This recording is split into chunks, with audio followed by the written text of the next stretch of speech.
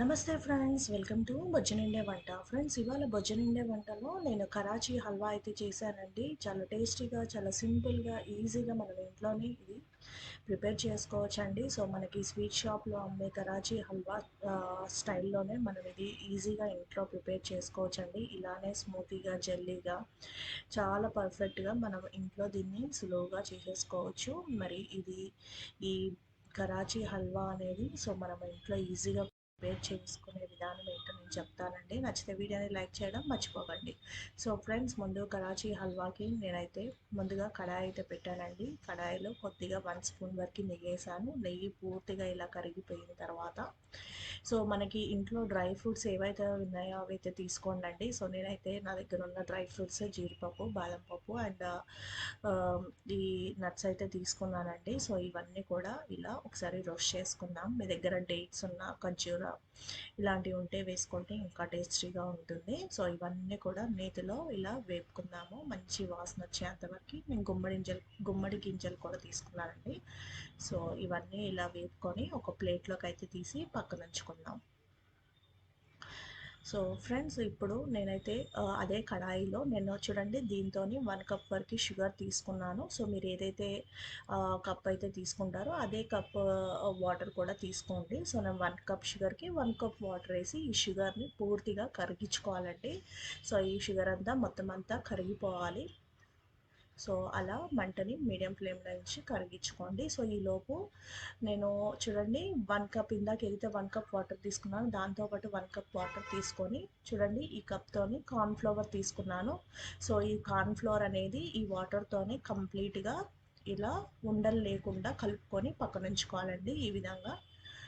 So ఇప్పుడు మనం sugar syrup అయితే చూడండి ఆల్మోస్ట్ కరిగిపోయింది. ఇది మొత్తం అంతా పూర్తిగా కరిగిపోతే చాలండి. మనకి పాకం రావాల్సిన అవసరం లేదు. జస్ట్ ఆ షుగర్ అంతా కరిగిపోయిన కరిగిపోతే సరిపోతుంది. సో ఇప్పుడు మనం ఇందాక కార్న్‌ఫ్లోర్ మిక్స్చర్ ఏదైతే ఉందో అదంతా కూడా ఒకేసారి కలపకండి. సో కొద్దిగా ఇలా కొద్దిగా వేసిన వెంటనే ఇలా కలుపుకుంటూ ఇలా మొత్తం మిక్స్చర్ అంతా యాడ్ చేసుకోండి. ఒకేసారి కలుపుకోవడం వల్ల ఉండల్లాగా ఫామ్ అయ్యే ఛాన్సెస్ ఉంటాయి. అందుకనే కొద్దిగా వేసి కలుపుతూ ఉండండి. సో ఇది కలిపేటప్పుడు మాత్రం మంటని హై ఫ్లేమ్లో అసలు ఉంచకండి. కంప్లీట్గా మీరు మీడియం టు లో అడ్జస్ట్ చేసుకోండి. సో మీరు లేదా కంప్లీట్గా లో ఫ్లేమ్లో పెట్టైనా సరే ఉడికించుకోవచ్చు. ఎందుకంటే మనకి మాడిపోయే ఛాన్సెస్ ఎక్కువ ఉంటాయి అన్నమాట. సో గడ్డలు కట్టే ఛాన్సెస్ ఎక్కువ ఉంటాయి. సో చూడండి ఇలా గడ్డ కట్టినప్పుడు దీన్ని ఇలా కలుపుతూ ఉండాలండి. చూడండి ఈ విధంగా. చూడండి ఇప్పుడు సో ఇలా మనకి దగ్గర పడినప్పుడల్లా మనము 1 స్పూన్ వరకు నెయ్యి వేసుకొని ఇలా తిప్పుతూ ఉడికించుకోవాలండి అడుగంటకుండా. సో మంటని మీడియం టు లోకి అడ్జస్ట్ చేసుకుంటూ ఇలా నెయ్యి వేసిన వెంటనే లూజ్ అవుతుందండి. ఆ నెయ్యి మొత్తం అబ్జర్వ్ చేసుకోగానే మళ్ళీ గట్టిపడడం స్టార్ట్ అవుతుంది. ఇలా మనం ఒక 4-5 టైమ్స్ ఈ ప్రాసెస్ని అనేది రిపీట్ చేయాలండి. నెయ్యి వేస్తూ తిప్పుతూ ఉండాలి అయిపోయినప్పుడల్లా. సో ఇలా ఈ హల్వా అనేది మనకి దగ్గర పడతా ఉంటుందండి. మనకి ఉడికే కొద్దీ ఇది కొంచెం దగ్గర పడడము, జిగటగా రావడము మనకి ఆ టెక్స్చర్ తెలుస్తుంది. ఈ విధంగా మనం ఈ ప్రాసెస్ని ఇలా కంటిన్యూ చేస్తూ ఉండాలి. చూడండి ఇలా గట్టి పడతా ఉంటుంది అనమాట.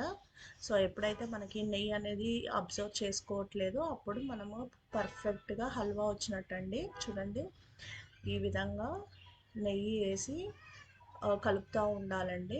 సో నేనైతే లాస్ట్కి కొద్దిగా ఇలాచీ పౌడర్ అయితే వేసాను. చూడండి కంప్లీట్గా చాలా దగ్గర పడాలండి.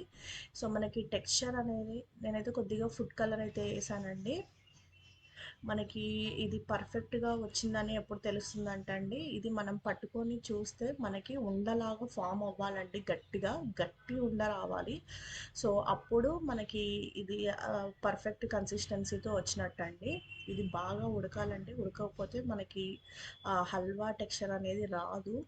అంటే మనకి ఏంటంటే గట్టిగా రాకుండా స్మూత్ జెల్లీ అయితే ఫామ్ అవుతుంది. సో ఇది ఎంత గట్టి పడితే మనకు అంత పర్ఫెక్ట్ హల్వా వస్తుంది ఈ విధంగా. సో ఇప్పుడు నేను డ్రై ఫ్రూట్స్ అయితే వేసాను. చూడండి మనకు తిప్పేటప్పుడే ఫామ్ అవుతున్నట్టు తెలుస్తుంది. ఆ టైంలో మనము ఆపేసుకొని అది కొద్దిగా వేడిగా ఉన్నప్పుడే సో మనం ఒక దాంట్లోకి అయితే తీసుకొని మనం చల్లారించుకోవాలి ఈ విధంగా అండి. సో నెయ్యి వేస్తూ కలుపుతూ ఉండండి. సో ఇది మనకి బాగా గట్టిపడింది అన్న టైంలో మనం స్టవ్ ఆపేసేసి మనం ట్రాన్స్ఫర్ చేసుకుందాం దీన్ని పర్ఫెక్ట్గా హల్వానైతే. చూడండి నేనైతే కొద్దిగా నెయ్యి అయితే రాసేసుకొని డ్రై ఫ్రూట్స్ కింద అయితే వేసానండి. సో ఇప్పుడు దీంట్లోకి మనం ఈ హల్వా అయితే వేసేద్దాము. ఇది మనకి ఎక్కువ టైం కూడా పట్టదండి, జస్ట్ హాఫ్ అన్ అవర్లో మనకి పర్ఫెక్ట్గా వచ్చేస్తుంది హల్వా ఈ విధంగా. సో ఇది కంప్లీట్గా ఇలా స్ప్రెడ్ చేసుకోండి, నీట్గా స్ప్రెడ్ చేసుకొని ఒక అరగంట సేపు మనం ఆరనిచ్చిన తర్వాత ఈవెన్గా ఇలా స్ప్రెడ్ చేసుకోండి. సో ఇది కొద్దిగా చల్లారిన వెంటనే మనం ఇంకో ప్లేట్లోకి తీసుకొని ముక్కలుగా కట్ చేసుకోండి. సో అయిపోయిందండి కరాచీ హల్వా. వీడియో నచ్చితే లైక్ చేయడం మర్చిపోకండి ఫ్రెండ్స్. నా ఛానల్ని ఫస్ట్ టైం చూసిన వాళ్ళు వెంటనే సబ్స్క్రైబ్ అవ్వండి.